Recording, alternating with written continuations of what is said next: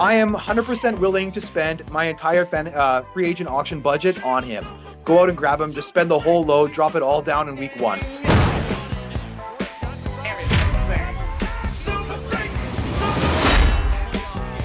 Hello and welcome to another edition of Fantasy Football Freaks. I'm Jason. He's Vaz. Week 1 of the NFL season is in the books, and that means waiver wire ads. We've got some names for you, so stay tuned and make sure that you like the channel, like the video, subscribe to the channel, and stay updated with us. Vaz, let's take a look at guys that we should be adding on waivers if they are available. Who you got? All right, so first of all, if Isaiah Likely is on your waiver wire, I am 100% willing to spend my entire free agent auction budget on him. Go out and grab him. Just spend the whole load. Drop it all down in week 1 because there's never going to be a player that this good available again for the rest of the season. So if you need a tight end or not, does not matter. If he's available, spend your entire budget. Go grab him. Yeah, you can always trade for some fab later if you absolutely need some. Yeah, he seems like one of those tight ends that you can use as your flex as well. So couldn't agree more. If he's available, then yeah, go and spend the load. Do it. Who's next on your list? All right, so I'm just going to quickly mention some kind of handcuff type running backs. If they're on your wire, you want to be targeting them. That's Jordan Mason.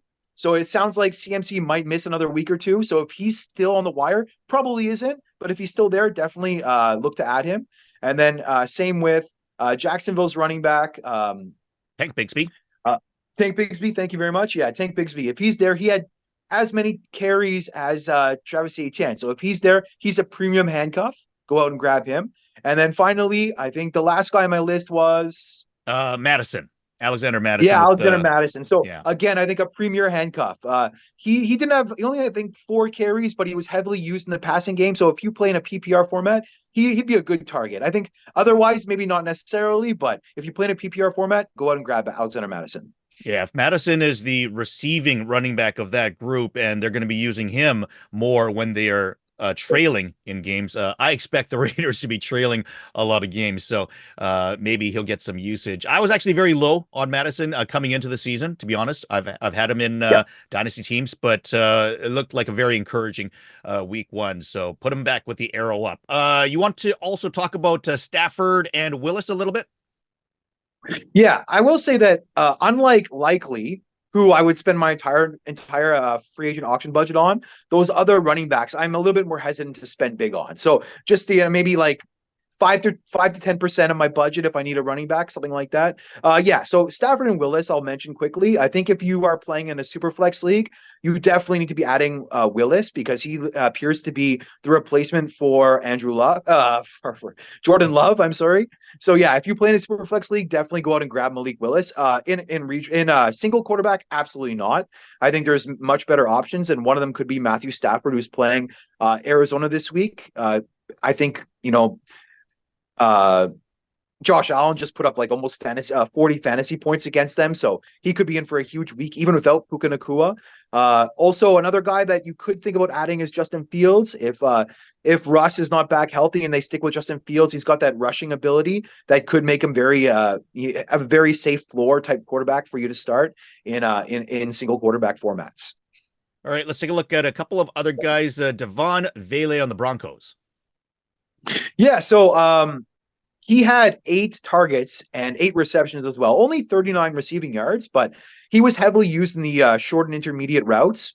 So I think he's clearly their slot guy, their underneath guy, and I think he's available probably on most of all your waiver wires in dynasty formats. I don't know if I'm necessarily targeting him in redraft unless you play in a full PPR format.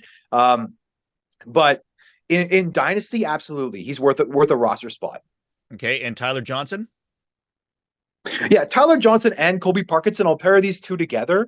So as I just mentioned, Puka Nacua is put on IR, so he'll miss the next 4 games. And Tyler Johnson looks like the clear number 2 option there in the passing game for Tyler Johnson or Colby Parkinson are going to be the number 2 and 3 options in that passing game. So I think both are priority ads for dynasty and even possibly for redraft, because listen, Tyler Johnson in only the second half had 5 targets, 4 receptions for I think 74 yards. So They can't give the ball to Cooper Kupp every single play. Even though he had 21 targets, he's probably the favorite to be like the wide receiver one this season. But they can't give him the ball every single play. And it looks like Tyler Johnson is going to be heavily involved, Kobe Parkinson as well. So I think these guys are absolutely must adds in both redraft and dynasty.